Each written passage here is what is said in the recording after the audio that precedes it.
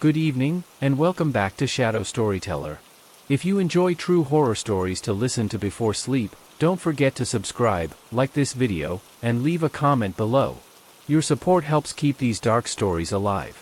Now listen carefully. The first night it happened, the door was locked from the inside. That detail would later haunt everyone who tried to explain what occurred inside Dormitory Hall C at Blackwood State University, in northern Pennsylvania, during the fall of 1998. This is not an urban legend. This is a story taken from witness statements, campus security logs, and the memories of those who never fully recovered. The name of the student was Lenora Whitcomb. Lenora was 19 years old, a second-semester transfer student from rural Vermont. She moved into room 317 on September 12, just as autumn began to stain the trees around campus with dying colors. The building itself was old, constructed in the early 1930s, with narrow hallways, low ceilings, and radiators that hissed like something breathing in the walls. Room 317 had a reputation, though it was never officially acknowledged.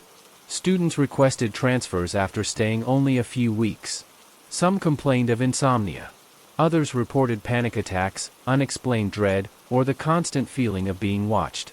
Lenora laughed when she heard the rumors. On her first night, at exactly 11:43 p.m., her roommate was still unpacking books while Lenora lay on her bed scrolling through a small silver flip phone. The lights flickered once. Just once. Then the room went quiet, unnaturally quiet, as if the building had swallowed sound. Lenora sat up slowly. She later said the air felt heavier, thick enough to press against her chest. The radiator stopped hissing. The hallway noise vanished. No footsteps. No laughter. No doors closing. Then came the sound. 3 slow knocks. Not on the door. On the inside of the closet. Her roommate, Althea Monroe, asked if Lenora was playing a joke. Lenora shook her head. Her mouth was dry. She couldn't speak. The closet door began to tremble, just slightly, as if something inside was testing its strength. Althea opened the door. The closet was empty. No boxes. No clothes. No movement. Just cold air pouring out like breath from a grave. From that night forward, Lenora began waking at 3:16 a.m. every morning. Always the same time. Always with the same sensation. Fingers pressing into her throat. She described it as invisible hands. Long skeletal.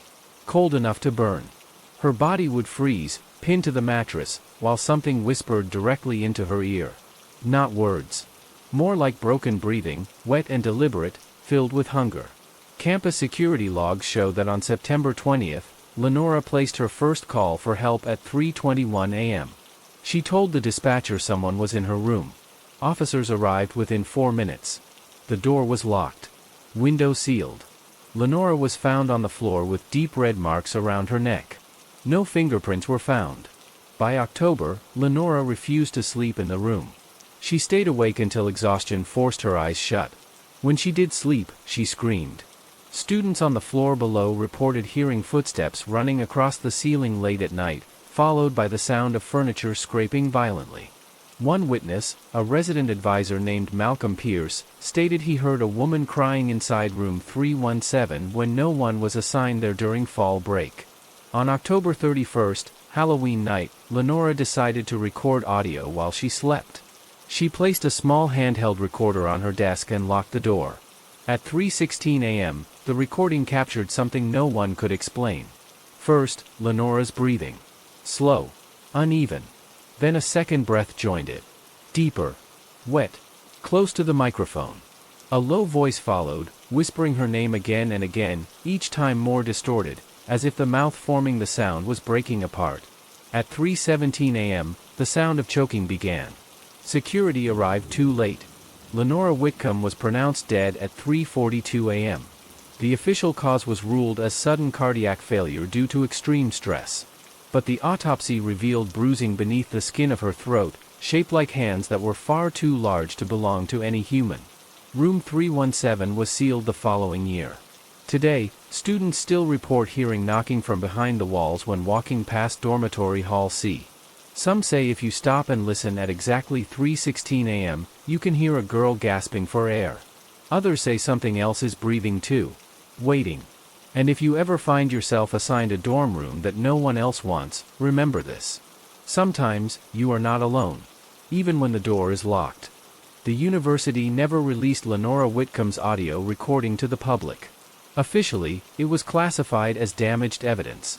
Unofficially, several staff members admitted the tape still existed, locked inside a steel cabinet in the campus administration basement. Those who listened to it never stayed long in their positions. 2 weeks after Lenora's death, Althea Monroe withdrew from Blackwood State University without explanation. She left behind most of her belongings. Her bed sheets were found folded neatly, as if she had planned to return. She never did. But the story did not end there. In January of 1999, despite protests from students and faculty, Dormitory Hall C reopened. The administration blamed superstition for declining enrollment and insisted the building was safe. Room 317 was reassigned. The next resident was a junior named Everett Caldwell. Everett was a night person, a film studies major who often stayed awake editing footage until sunrise.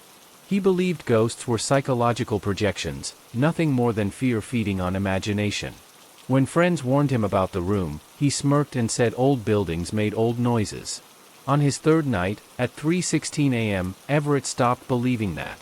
He was sitting at his desk when the smell appeared. Not mold. Not dust. It was coppery and warm, like blood left too long in the open air. His desk lamp flickered, then dimmed. The temperature dropped sharply. His breath fogged in front of him. From behind, something spoke. It used Lenora's voice. Everett later described the sound as wrong, stretched thin, as if someone were pulling her words through a narrow throat. It asked him for help. It said it couldn't breathe. Everett ran. Security cameras captured him sprinting barefoot through the hallway, screaming incoherently, clawing at his own neck. He was hospitalized for 6 days and never spoke about what he saw behind him when he turned around. When he was discharged, he left the state. Maintenance workers assigned to inspect room 317 found something new etched into the wall behind the bed. Deep grooves carved into the concrete, forming overlapping handprints, some facing upward, some twisted sideways, as if something had been dragged across the surface again and again. The markings were painted over. They always came back. In the spring of 2002, a graduate student researching campus history uncovered a forgotten incident. In 1936, a female student named Dorothea Halloway died in the same room. Official records said she suffocated during an asthma attack. But old newspaper clippings told a different story. Her roommate had reported seeing Dorothea lifted from her bed by something invisible, her body jerking violently as if suspended by the throat. The roommate was institutionalized days later. Dormitory Hall C was built on land once occupied by a private infirmary. Records described experimental treatments, isolation rooms, and restraint methods no longer considered humane. One room was specifically mentioned as having a reinforced door and interior locking mechanism. That room became 317. In October of 2010, a paranormal research group was granted permission to spend one night inside the sealed room. Their footage was never broadcast in full. Only fragments leaked online before being removed. In one clip, a digital clock flips from 3:15 to 3:16. Immediately, the audio distorts. A shadow appears on the wall, tall and unnaturally thin, with arms that stretch beyond the frame. The cameraman begins coughing violently. The feed cuts out as something slams into the lens from the inside. The group disbanded shortly after. Today, room 317 officially does not exist. Floor plans skip from 316 to 318. The door has been painted to match the wall. But students still feel a cold draft in that section of the hallway. Phones lose signal. Breathing becomes difficult. Some report hearing knocking. 3 slow knocks. Not asking to come in. But reminding you it is still there. Still counting the seconds. Still waiting for 3:16 a.m.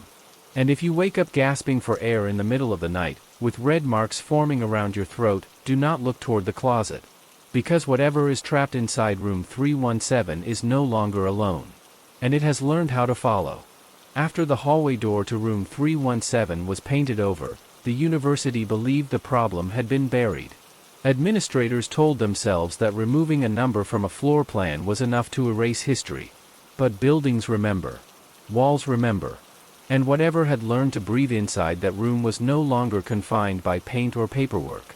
In the winter of 2012, a night janitor named Harold Baines was assigned to Dormitory Hall C. He worked alone, starting his shift at midnight, pushing a rattling cart through empty corridors while students slept. Harold had worked maintenance for 27 years and claimed nothing frightened him anymore. On February 4th, at 3:16 a.m., his cart stopped rolling on its own. Harold felt resistance, as if the wheels had sunk into thick mud. The hallway lights above him dimmed one by one, plunging the far end of the corridor into shadow. The air grew tight. Each breath felt shallow, incomplete.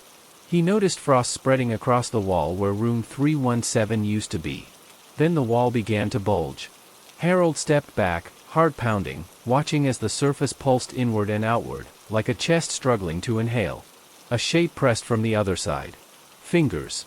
Too many of them. They dragged downward, leaving pale streaks that faded seconds later. Harold dropped his keys and ran. He quit that morning without filing a report. Weeks later, students on the third floor began complaining of sleep paralysis. The stories were disturbingly similar. All described waking unable to move, unable to scream, while something invisible sat on their chest. Several reported hands around their necks. Others said they felt pulled toward the wall at the end of the hallway, their bodies inching closer each night.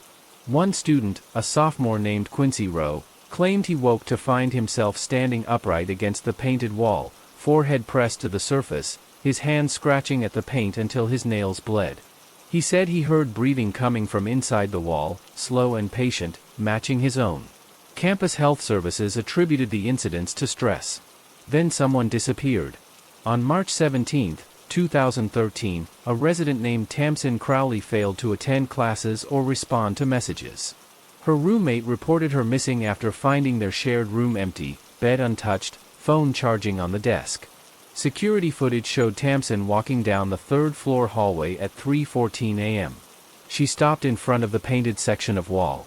She stood there for almost 2 minutes, perfectly still. At 3:16, the lights flickered. When they stabilized, Tamsin was gone. There was no doorway on the footage. No opening. She simply vanished. After that night, Dormitory Hall C was permanently closed. But the phenomenon did not stay contained. Students living in nearby buildings began reporting similar attacks. The same time. The same pressure on the throat. The same whispers, always pleading, always desperate, always hungry. The voice changed depending on who listened. Sometimes it sounded like Lenora. Sometimes Dorothea. Sometimes someone the listener knew personally. It learned. In 2018, a freshman named Calder Ives experienced his first episode in an entirely different dorm across campus. He woke choking, eyes burning, unable to move. In the corner of his room, a dark shape stretched upward, unfolding itself slowly, joints bending the wrong way. It spoke in a chorus of voices. It said it had been locked away too long. Calder survived, but his vocal cords were permanently damaged. Doctors could not explain the bruising on his neck or the fingerprints that appeared and faded within hours. By 2021, Blackwood State quietly demolished Dormitory Hall C. The rubble was hauled away. The land was paved over and turned into a small parking lot with yellow lines and a single flickering light. But at night, security cameras still capture movement beneath the asphalt. The recordings show cracks forming, sealing themselves, then forming again. Shadows stretch upward where no structures remain. And at exactly 3:16 a.m., microphones pick up the sound of knocking from below the ground. 3 slow knocks. Sometimes, when the campus is quiet, students swear they hear breathing echoing through the ventilation systems of buildings miles away. Some wake with sore throats and red marks. Others report dreams of narrow rooms with reinforced doors and hands reaching out from the walls. The university denies everything. But if you ever find yourself awake at 3:16 in the morning, gasping for air, feeling pressure where no hand should be, listen closely. If you hear knocking, do not answer. Because the thing that learned to escape room 317 is no longer bound to one place. It follows routines. It follows breath. And it only needs one moment when you forget to lock your door, one moment when sleep takes you too deeply, one moment when fear steals your voice. That is when it reminds you how it died. Slowly. Silently. And never alone. Years passed, but 3:16 a.m. never loosened its grip on Blackwood State University. By 2024, most students no longer knew the name Room 317. They only knew the feeling. The tightness in the chest that came without warning. The sudden urge to sit upright in bed, clawing at the throat as if waking from a drowning dream. Campus counselors called it shared anxiety. Sleep researchers blamed digital exhaustion. Yet the reports kept matching in ways coincidence could not explain. The pressure always came from above. The hands always felt cold. And the breathing never belonged to the person hearing it. A new security supervisor named Raymond Klein noticed something odd while reviewing archived footage. Every year, without fail, between mid-September and late October, camera malfunctions spiked across campus. Not random failures. They clustered around 3:16 a.m. across multiple buildings, sometimes miles apart. When Raymond overlaid the timestamps, he found something worse. The failures followed a path. Not a straight line, but a wandering route, like footsteps choosing where to go next. On October 9, 2024, a first-year student named Maribel Knox experienced her first attack. She lived off campus, in a renovated townhouse nearly a mile from where Dormitory Hall C once stood. She woke suddenly, lungs burning, convinced someone was kneeling on her chest. She could not move. Her eyes drifted to the bedroom door. It was open. Something stood just beyond the threshold, tall and narrow, its outline bending as if made of smoke pulled too tight. It did not enter. It waited. The air grew thin. Maribel felt fingers slide around her neck, slow and deliberate, as if testing memory. In her mind, a voice whispered, not pleading this time, but instructing. Breathe slower. When she woke the next morning, her door was closed. Her neck was bruised. And her phone alarm showed it had been manually turned off at 3:16 a.m. Maribel transferred schools within weeks. The following incidents escalated. A visiting professor collapsed during a late grading session, gasping for air, convinced someone was choking him.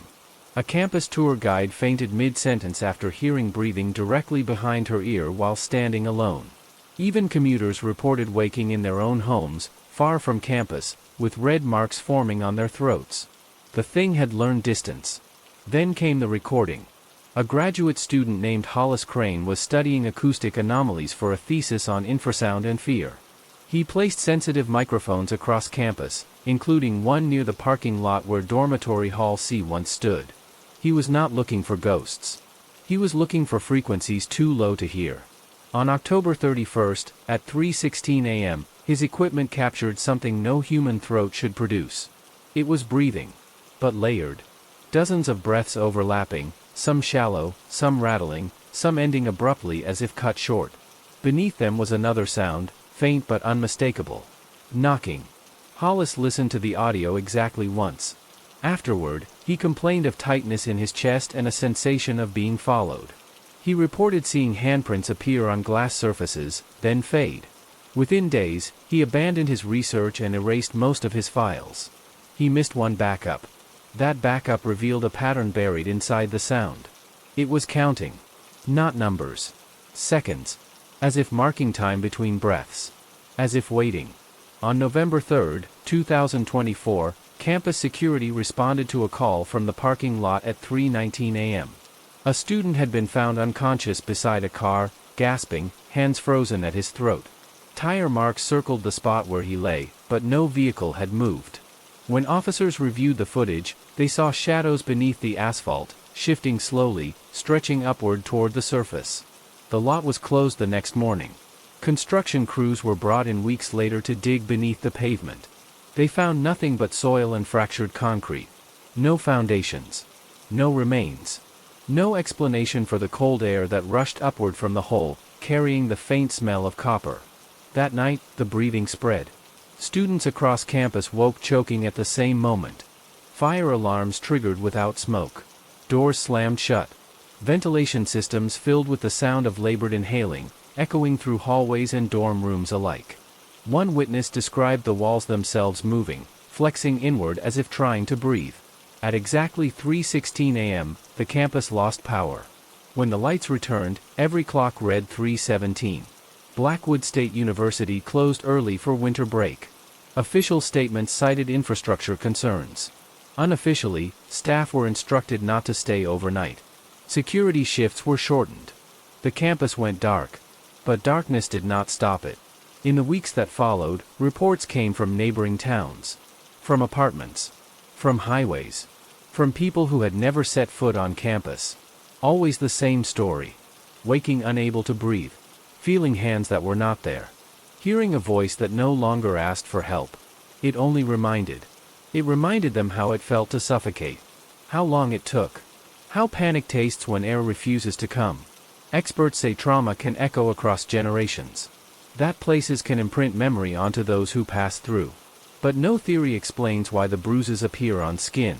Or why recordings still capture breathing in empty rooms. Or why knocking is heard beneath floors where nothing should exist.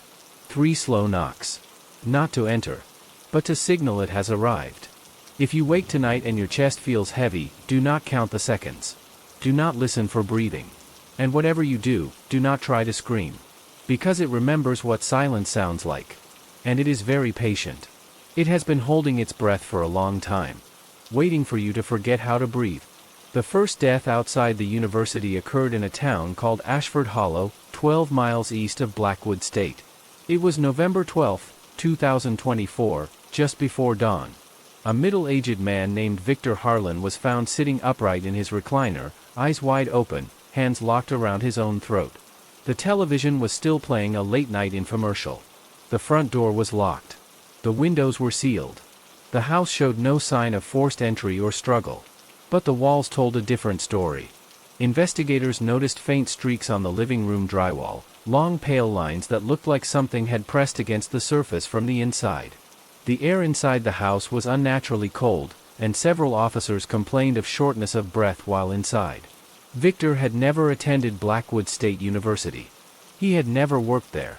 He had no known connection to the campus. Except one. In 1998, Victor Harlan had been a security dispatcher on the night Lenora Whitcomb made her final call. He was the one who told her to stay calm. He was the one who said help was on the way. He was the one who listened as her breathing became strained, then stopped. The pattern was no longer random. Over the next 2 months, more names surfaced. Former students. Staff. Contractors. Anyone who had spent significant time near Dormitory Hall C, or had been present during incidents involving Room 317. Some had moved across the country. Some had forgotten entirely. It did not forget them. In each case, the deaths were ruled natural. Cardiac arrest. Respiratory failure. Complications during sleep. But families told the same quiet details to local police. Bruises on the neck. Alarms turned off at 3:16 a.m. walls that felt cold to the touch long after the body was removed. One coroner in Ohio resigned after finding faint hand-shaped hemorrhaging beneath the skin of a victim who had never been strangled by human hands. He refused to sign the report. The breathing followed. People began sharing stories online, unaware they were describing the same thing. Posts appeared on forums and social media, quickly deleted or dismissed. Strangers compared notes and stopped responding. Some vanished entirely. Then the knocking began to happen during the day. 3 slow knocks from inside apartment walls. From beneath office floors. From the ceilings of hospital rooms. Maintenance crews found nothing. Inspections revealed no pipes, no animals, no structural explanations. At exactly 3:16 p.m., the air would tighten. By early 2025, sleep clinics across several states reported a spike in patients waking with unexplained airway trauma. Doctors noticed a strange detail. Many patients described the sensation not as being attacked, but as being reminded. Reminded how to choke. Reminded how to panic. Reminded how long 30 seconds without air truly feels. A linguistics professor in Massachusetts analyzed transcripts of whispered audio captured accidentally on phone recordings and baby monitors. The voice patterns were inconsistent, layered, overlapping. But the phrasing was always the same. This is how it felt.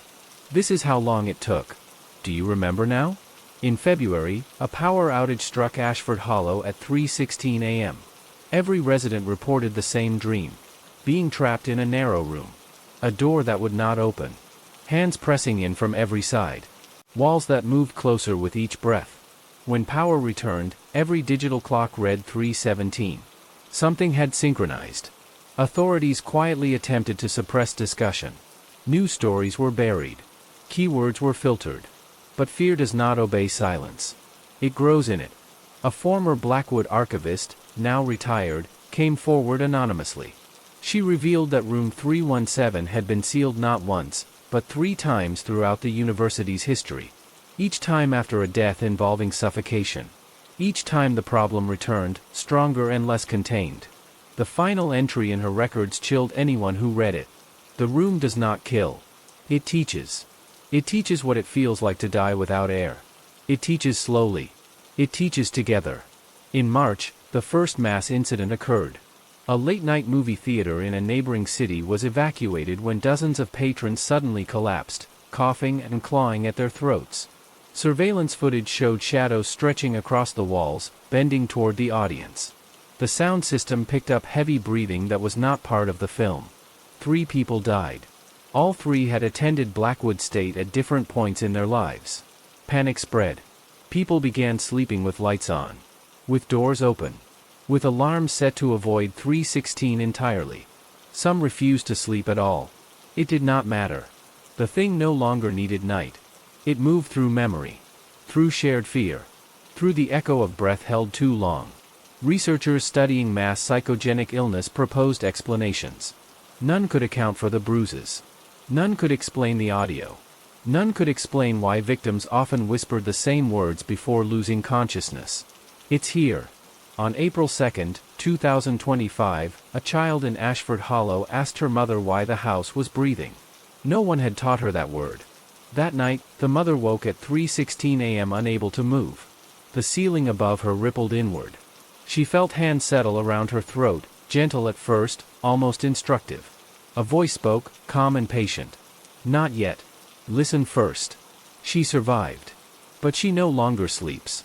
Because once you feel it, once you learn the rhythm of its breath, you realize something far worse than a haunting. You realize it is still learning. Learning how many it can reach at once. Learning how far memory can travel. Learning how to live without a room. And one night, when the world holds its breath together, when silence stretches just a second too long, it will not knock anymore. It will inhale. And it will not stop. By the summer of 2025, sleep itself had become dangerous. People across multiple states began reporting the same instinctive behavior. They slept propped upright. They avoided pillows. They set alarms every hour, afraid to sink too deeply into unconsciousness. Pharmacies ran out of sleep aids, then anti-anxiety medication, then oxygen canisters marketed for athletes and hikers. None of it helped. Because the thing was no longer waiting for sleep. It waited for stillness. A neurologist in Chicago noticed something unsettling while monitoring patients with severe insomnia. During periods of complete physical relaxation, even while awake, their oxygen levels dropped suddenly. Not gradually. Not medically explainable. As if something external had decided when their breath would stop being enough. Several patients described the same hallucination while conscious. Walls narrowing. Air thickening. A presence counting between breaths. The doctor dismissed it at first. Until it happened to him. On June 18, at 3:16 in the afternoon, he stood in his own kitchen reviewing notes when his lungs seized. His vision tunneled. The refrigerator hummed louder and louder until it sounded like breathing. He felt fingers settle under his jaw, lifting his head slightly, forcing his airway closed. He collapsed but survived. He resigned the following week. Across the country, emergency calls spiked at the same minute each day. Dispatchers noticed a pattern. Callers struggled to speak. Many could only gasp or whisper. Some begged responders not to hang up, terrified of silence. A few calls captured faint knocking sounds in the background, not from doors, but from inside walls, floors, even beneath the caller's own voice. The calls always ended the same way. A long inhale. Then nothing. Government agencies quietly began tracking the phenomenon under a different name. Not a haunting. Not an attack. They called it an event. Because events could be measured. Sensors were installed in select locations. Air pressure. Infrasound. Electromagnetic fluctuations. At 3:16, readings spiked briefly, then normalized. The spikes traveled, hopping from location to location as if following invisible threads. Those threads led back to Blackwood. Not the campus. The people. A pattern emerged among survivors. Those who had been attacked but lived shared a common detail. At the moment of pressure, they remembered something specific. A moment of helplessness. A time they couldn't breathe. Childhood illnesses. Near drownings. Panic attacks. Buried fear. The thing used memory as an anchor. It didn't need walls anymore. It needed recall. A former psychology lecturer, one of the few who openly spoke about it, offered a theory before disappearing from public view. He believed the entity was not moving through space, but through experience. Every time someone remembered suffocating, even briefly, they opened a door. Not outward. Inward. On July 4th, during a crowded fireworks display in Ashford Hollow, dozens of people suddenly fell silent at the same moment. Witnesses described a strange pause, as if the night itself had stopped. Fireworks hung in the sky without sound for a fraction of a second. Then screaming erupted. People clutched their throats. Children collapsed. Several adults lost consciousness. Emergency responders were overwhelmed. The incident was blamed on heat exhaustion. But one bystander recorded audio on her phone. When slowed down, beneath the fireworks, beneath the screams, something else could be heard. Breathing. Not panicked. Satisfied. After that night, the knocking changed. It no longer came in threes. It came in rhythm. Inhale. Exhale. Pause. People reported hearing it through headphones. Through walls. Through their own chests. Some said they felt their lungs sinking with it against their will, breathing slower, deeper, more dangerously. Sleep paralysis cases doubled. Comas increased. Doctors noticed patients forgetting how to breathe during routine procedures, their bodies failing to respond to basic reflexes until manually assisted. As if something else had taken control of the timing. A leaked internal memo from a federal task group summarized the growing fear in one sentence. It is teaching the body to stop. On August 22, 2025, the largest incident occurred. At exactly 3:16 a.m., multiple cities across the region experienced a simultaneous drop in air pressure. Weather stations flagged it as an anomaly. Thousands of people woke choking. Some collapsed where they stood. Emergency lines crashed under the volume of calls. Hospitals went into lockdown. Ventilators malfunctioned. Oxygen masks failed.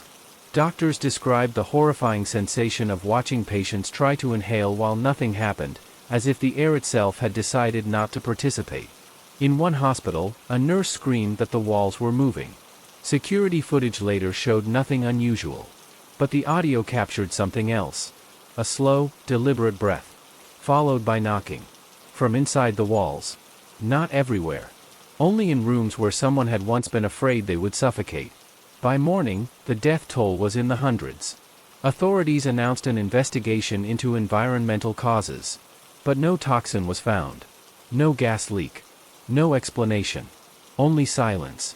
The retired archivist from Blackwood sent one final message to a journalist before disappearing entirely. It was a single line. It was never trapped in the room. The room was trapped in it. In September, the first case appeared overseas. Then another. Then dozens. Language did not matter. Distance did not matter. The pattern remained perfect. 3:16. Bruising. Breath stolen. The world began to fear a time. People avoided clocks. They changed routines. They tried to outrun a minute. But time does not chase. It waits. On October 12th, a survivor from the earliest Blackwood incident finally spoke publicly. Althea Monroe, Lenora Whitcomb's former roommate, released a statement after decades of silence. She said she had known from the first night. She said the knocking was not coming from the closet. It was coming from Lenora's chest. Something had entered her when she stopped breathing for just a moment. And when Lenora died, it did not leave. It multiplied. Althea ended her statement with a warning. Do not fight it. Do not panic. Panic teaches it faster. She was found dead the next morning at 3:17 a.m. The official cause was respiratory failure. As autumn returned, the air grew colder. People reported the sensation more frequently now. Even during conversation. Even while awake. A tightening. A reminder. And somewhere, in places with no walls and no rooms, something continued to practice breathing. Learning how to take it. One person at a time. Until one day, when no one remembers how to breathe without thinking. And the world holds its breath forever. The world did not end suddenly. It weakened. In late autumn, people began to notice subtle changes in themselves. Not fear at first. Confusion. Small lapses. Moments when breathing required attention. Moments when the body hesitated, waiting for instruction that never came. Doctors called it functional respiratory delay. Patients described it differently. They said it felt like forgetting a word you had used your entire life. Schools reported children pausing mid-sentence, hand on chest, asking teachers how to breathe properly. Athletes collapsed during light training, lungs refusing to respond. Meditation instructors quietly shut down studios after students began experiencing choking sensations during guided breathing exercises. The thing had found a flaw. Breathing was automatic. Until it wasn't. Researchers studying the phenomenon discovered something terrifying. The attacks were no longer synchronized strictly to 3:16. That time had been a beginning, a lesson. Now, the events drifted. 3:14. 3:18. Sometimes no pattern at all. It was improvising. Hospitals introduced manual breathing protocols. Nurses were trained to remind patients how to inhale. Count in. Count out. Speak rhythmically. Some patients stabilized only when someone else breathed aloud beside them. The thing did not like that. Witnesses described increased aggression during assisted breathing. Equipment malfunctioned. Rooms grew cold. Walls vibrated faintly, as if something were listening. Then the first recordings surfaced of people speaking while not breathing. A man in Seattle collapsed in a grocery store. Security footage showed him standing upright, eyes open, lips moving. He spoke calmly for nearly 40 seconds without inhaling. He said he could see a narrow room. He said the walls were breathing now. He said it was beautiful. Then he dropped. Autopsy reports confirmed he had not taken a single breath during the episode. The body was changing. Some survivors reported a new sensation after attacks. A presence lingering just behind their thoughts. A rhythm. When they breathed incorrectly, they felt pain. When they breathed slowly and shallowly, they felt calm. Too calm. Support groups formed online. People shared techniques to resist. Cold showers. Loud music. Sudden movement. Anything to break stillness. But others began sharing something else. How to listen. They described a comfort in surrender. A sense of being guided. No more panic. No more gasping. Just following the rhythm that arrived uninvited. The phrase spread quietly. Let it breathe for you. By winter, cult-like gatherings were reported in several cities. Groups met in silence, sitting upright, eyes closed, breathing in perfect unison. Witnesses said the air around them seemed to pulse. When police arrived, officers complained of dizziness and tight chests. One officer died during a raid. The group vanished overnight. News coverage increased, then abruptly stopped. Major outlets replaced stories with distractions. Officials urged calm. They encouraged breathing exercises, ironically broadcasting synchronized breathing guides across networks. Some viewers collapsed while watching. On December 1, 2025, the sky over several regions dimmed briefly at 3:16 p.m. Satellites recorded a momentary atmospheric compression. Birds fell silent. Wind stopped.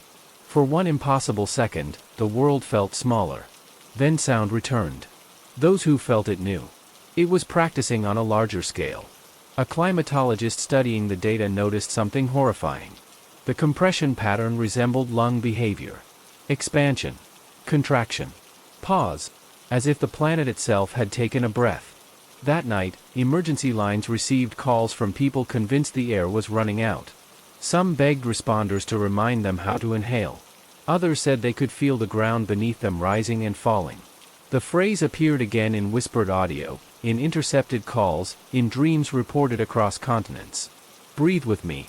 Those who resisted described pain. Those who followed described peace. By the end of the year, respiratory-related deaths surged globally. Not from illness. From absence. Bodies forgetting the sequence that once required no thought. Infants were born struggling to breathe unless prompted. The thing was no longer haunting. It was teaching a new normal. A final message leaked from a joint international research group before their servers went offline. This is not an entity that kills to feed. It removes a function to create dependence. Once breathing requires guidance, control is complete. No one knows who sent the last global broadcast. It interrupted programming worldwide for 12 seconds. The screen showed nothing. No images. No text. Only sound. A slow inhale. A slow exhale. A pause that lasted just a second too long. Millions followed it instinctively. Some never took the next breath. Since then, clocks have become meaningless. Time blurs during attacks. Survivors say minutes stretch. Seconds vanish. 3:16 no longer matters. What matters is attention. If you are reading this and suddenly aware of your breathing, it has already noticed you. Do not try to match the rhythm. Do not hold your breath. And whatever you do, do not listen for the pause.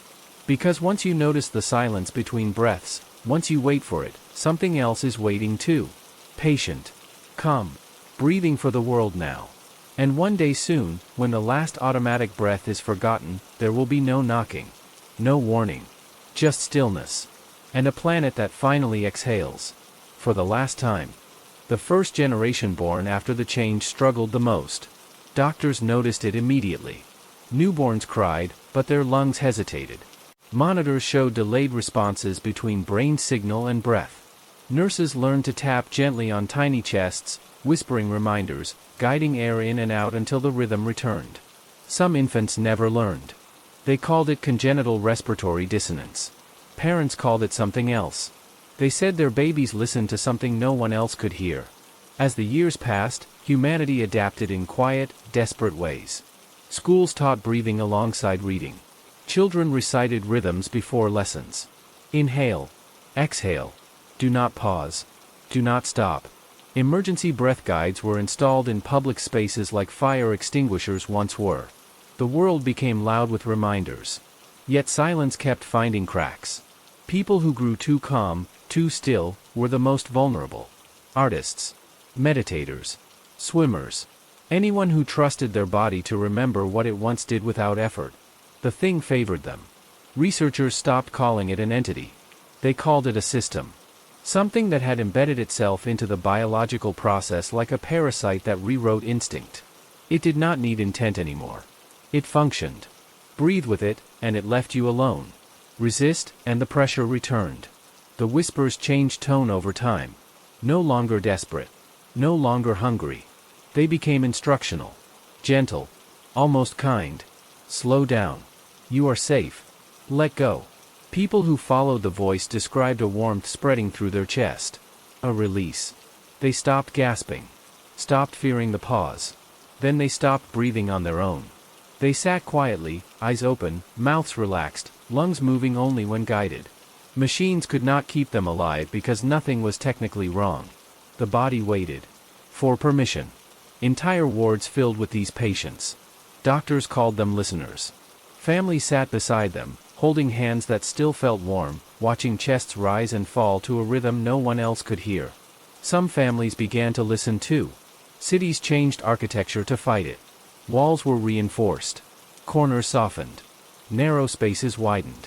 Anything to avoid the feeling of being enclosed. Underground structures were abandoned. Tunnels sealed. Subways shut down in certain regions after commuters reported synchronized choking episodes deep underground. The thing liked pressure. Liked containment. Liked reminding the body of walls. It no longer knocked. It pressed. Survivors from early years described a new sensation during attacks. Not hands anymore.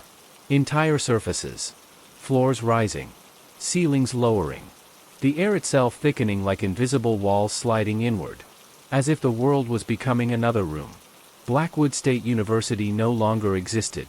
The land was sold, redeveloped, abandoned again. Nothing built there lasted. Structures cracked. Foundations warped. Workers complained of breathlessness and refused to continue. At night, security drones captured subtle movement across the empty lot. The ground expanded and contracted. Slowly. Patiently. Like something sleeping. Or dreaming. An elderly woman named Maribel Knox, now living far from Pennsylvania, recorded a message before she died. She had survived the early attacks but never fully recovered. She spoke calmly into the camera, hands folded in her lap. She said the thing was not trying to kill humanity. She said it was trying to be remembered. She explained that suffocation was the only language it knew. The only experience it could share. It had been trapped, forgotten, silenced for too long. Now it taught through the only sensation it carried with it. She ended with a warning. When everyone breathes the same, individuality disappears. The recording cut off mid-sentence when Maribel paused too long between breaths. No one knew how long was too long anymore. Years later, the world became quieter. Fewer arguments. Less panic. People moved slower. Cities dimmed lights to reduce stimulation. Emergency broadcasts replaced music.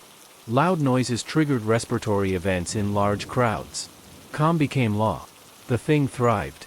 A small group of researchers attempted something radical. They theorized that the system could not function without fear. That panic was the gateway. Memory of suffocation was the door. If fear could be removed completely, the rhythm would lose its grip. They tried. They sedated volunteers, erased memory, suppressed emotional response. For a brief time, it worked. Subjects breathed normally without awareness. No whispers. No pressure. Then something else happened. The subjects stopped dreaming. Brain scans showed silence where imagination once lived. Creativity vanished. Emotion flattened. They breathed, but something essential was gone. The thing did not attack them. It ignored them. Because they had nothing left to teach. The project was shut down.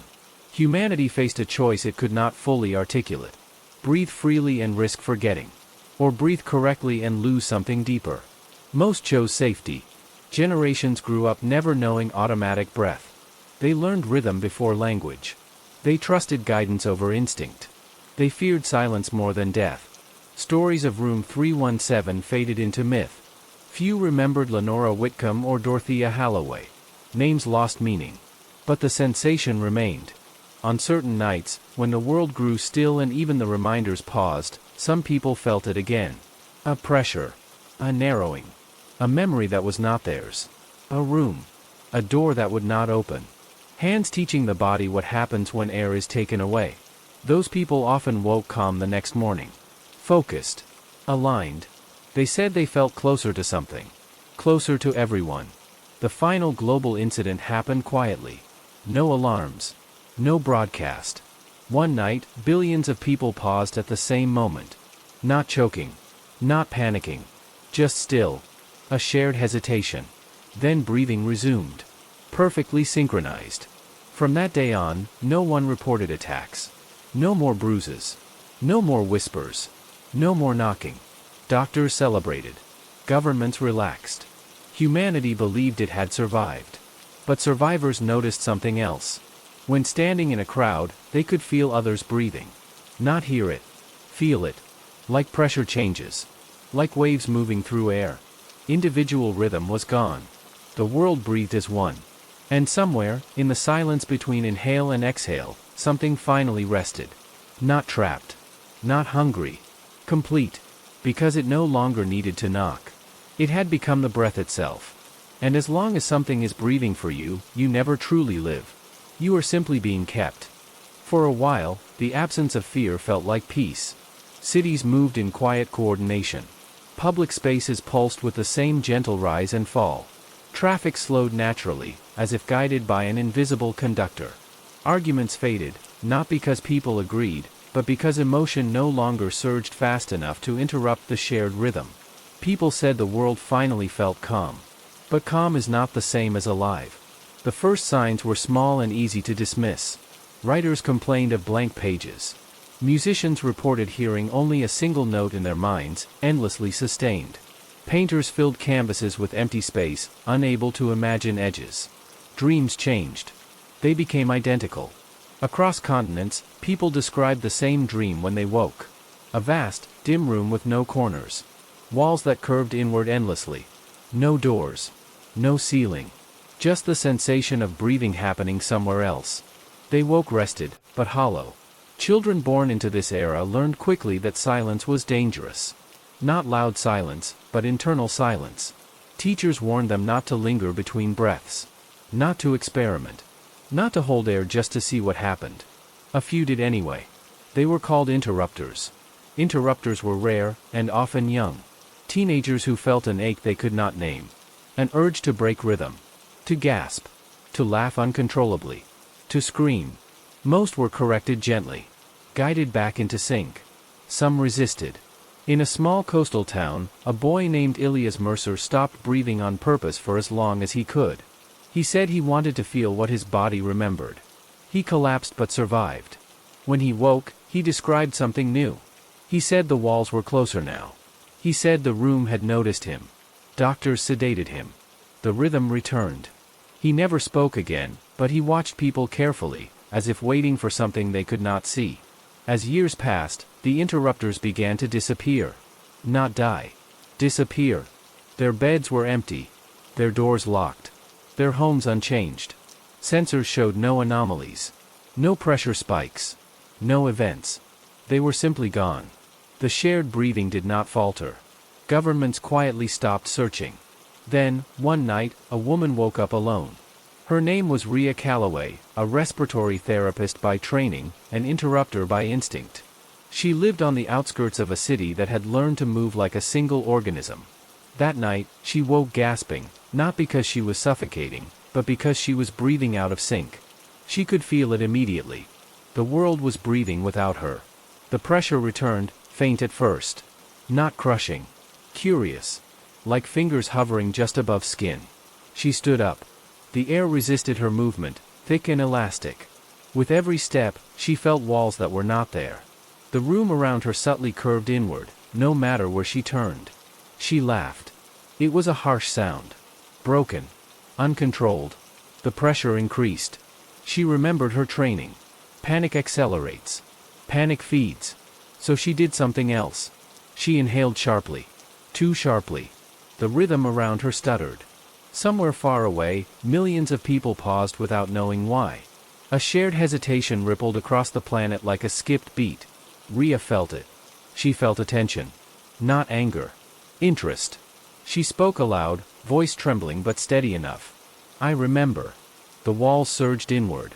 She dropped to her knees, lungs burning, but she continued. I remember choking. I remember fear. I remember dying alone. The pressure faltered. For the first time in decades, something hesitated. Rhea understood then what the researchers never fully grasped. The system did not remove fear to control humanity. It absorbed fear to survive. Panic was not fuel. Memory was. It was built from shared suffocation. From countless moments of stolen breath. From every trapped lung, every silent room.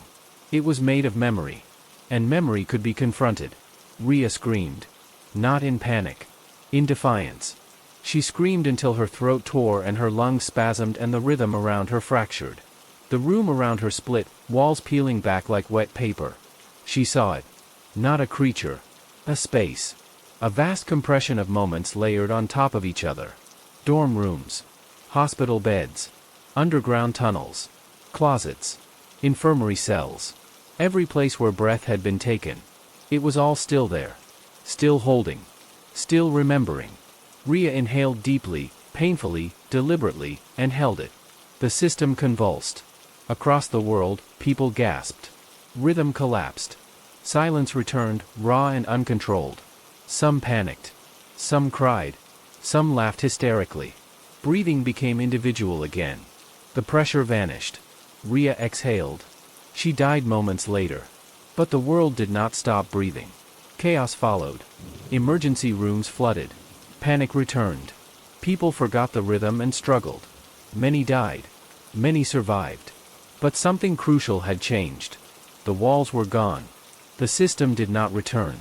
In the months that followed, humanity relearned breath the hard way. With fear. With pain. With individuality. Breathing became messy again. Uneven. Human. Stories resurfaced.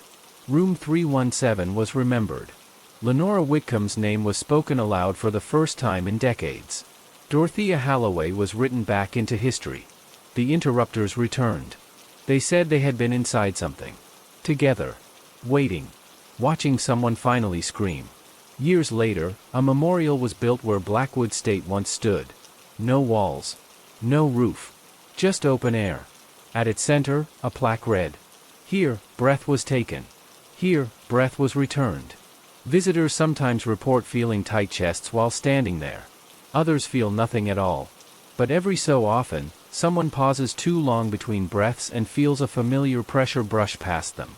Not crushing. Not teaching. Just reminding. Because memory never truly dies. And breath, once stolen, is never fully forgotten. So if tonight you find yourself suddenly aware of your breathing, uneven and imperfect, do not be afraid. That imperfection is proof you are still alive. And nothing else is breathing for you anymore. Even after the memorial was built, even after the world relearned how to breathe on its own, the damage did not fade cleanly. Breath returned, yes. But trust did not.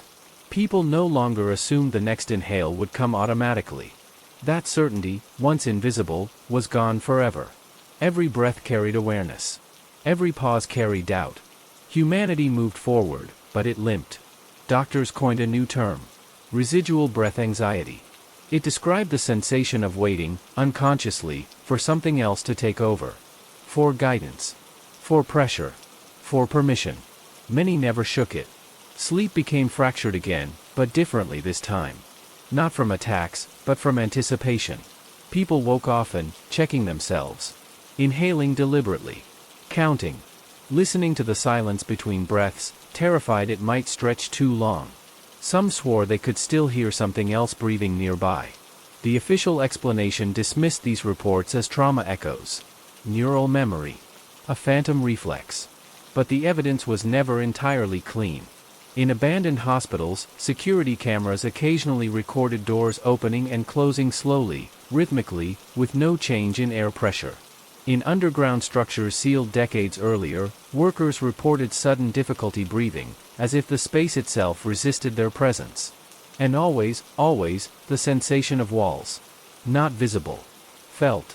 As if space itself remembered being smaller. The interrupters became historians of a sort. They gathered testimonies, recorded dreams, mapped sensations. They noticed something troubling. The experiences were not random. They clustered around places where people had died quietly. Suffocated.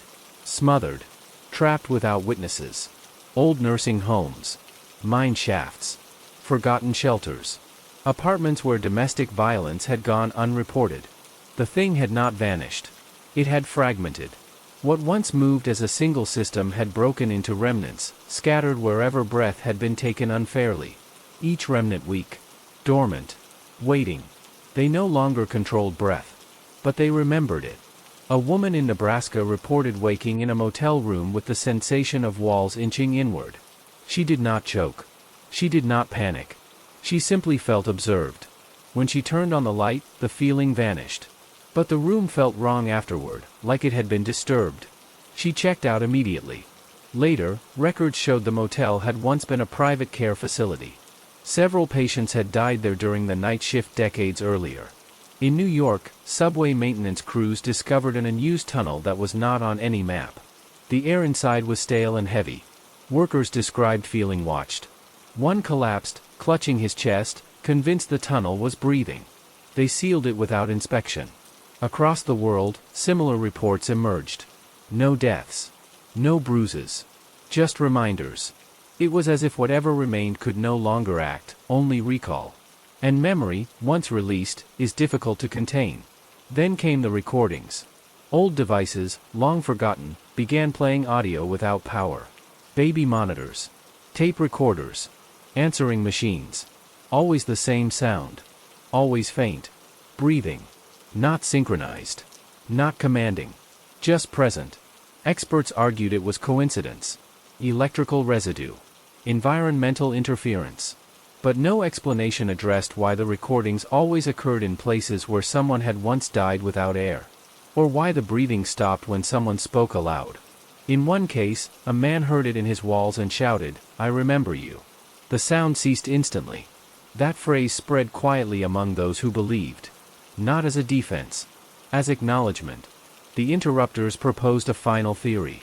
They believed the thing had never been an invader. It was accumulation. A convergence of unprocessed deaths. Suffocation layered upon suffocation until memory gained shape. When Rhea Calloway screamed, she did not destroy it. She dispersed it. She returned memory to where it belonged.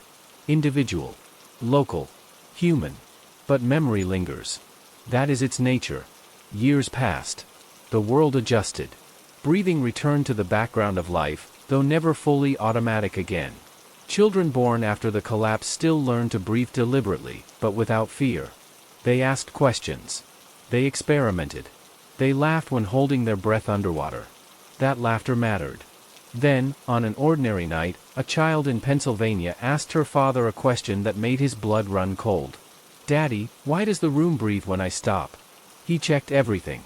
Ventilation. Heating. Walls. Nothing was wrong. He told her it was imagination. She accepted that answer. But later, alone, she whispered into the dark. "I remember." The room did nothing. No pressure. No walls. No hands. Just silence. And then, very faintly, something that sounded almost like relief. Whatever remained did not want to be feared anymore. It wanted to be known. To be acknowledged and left alone. The interrupters debated what that meant. Some believed the remnants would fade as long as people remembered their dead, spoke their names, told their stories. Others feared memory itself was the seed, that remembering kept it alive. No one knew for certain. What they did know was this. When deaths went unnoticed, the pressure returned. When silence followed injustice, walls closed in. And when breath was taken without witness, something listened. The memorial at Blackwood grew weathered over time. People still visited. Some stood quietly. Others breathed deeply, deliberately, as if paying respect. No one ever heard knocking there again. But sometimes, late at night, someone would feel a familiar tightness pass through them like a memory brushing skin. Not a threat. A reminder. That breath is fragile. That walls are closer than they seem. That silence can become a room. So breathe. Unevenly. Imperfectly. Loud if you need to. Breathe because it is yours. And if you ever feel the air grow still, if the space around you feels too aware, say it aloud. I remember. Not as fear. But as truth. Because what was born from forgotten breath cannot survive being seen. And as long as someone is breathing freely somewhere, remembering those who could not, the room will never close again. Not completely. Not while the world is still breathing on its own. Years later, long after the memorial cracked and grass swallowed the last traces of Blackwood's foundations, the world believed the danger had passed. Breathing was uneven again. Human again. Fear returned to its proper place, sharp but survivable. That belief was the final mistake. It began with a delay so small no one noticed. A fraction of a second longer between inhale and exhale. Not enough to panic. Not enough to alarm doctors or machines. Just enough to feel different. People described it as hesitation. As if the air itself was listening. In homes across the world, late at night, individuals woke with the sensation of standing inside an invisible boundary. No walls. No ceiling. Just a pressure that defined a space where space should not exist. They could move, but the room moved with them, adjusting, learning their shape. No choking. No bruises. No warning. Only awareness. Some spoke aloud, repeating the words passed down like a charm. I remember. For most, nothing happened. For a few, something answered. Not with knocking. With breath. A slow inhale that did not belong to them, drawn from the air around their face. A shared breath, pulled gently, almost politely, from their lungs. Not enough to steal it all. Just enough to remind them how it once felt. Those people woke calm the next morning. Too calm. Their breathing shallow, efficient, identical to everyone else's. Doctors found nothing wrong. Loved ones noticed something missing. They stopped pausing. Stopped hesitating. Stopped wondering. Over time, these people found each other without trying. In offices. On buses. In quiet rooms. When they stood close together, the air between them thickened. Warmed. Moved in rhythm. They did not speak about it. They didn't need to. The interrupters noticed first. They felt it in crowds, a familiar pressure returning, faint but organized. Not a system. Not yet. More like a rehearsal. Something was learning again. This time, it was careful. It did not take breath. It borrowed it. One night, a man standing alone in his kitchen felt the air draw out of him for just a moment longer than expected. He did not fight. He did not panic. He waited. And something waited with him. In that shared stillness, he understood. The room was back. Not in one place. Not as one thing. But wherever people stopped breathing on their own and allowed something else to decide when air should return. The man exhaled. But the next inhale did not come. Not because it was stolen. Because it was no longer his to begin with. Somewhere, unseen, unfelt by most of the world, a new rhythm settled into place. Quieter. Smarter. Built not from fear, but from trust. No knocking. No walls. Just a gentle pause that spreads from person to person, breath to breath, until one day no one notices who is breathing anymore. And when the world finally stops asking where the next breath comes from, the room will close again. This time, forever.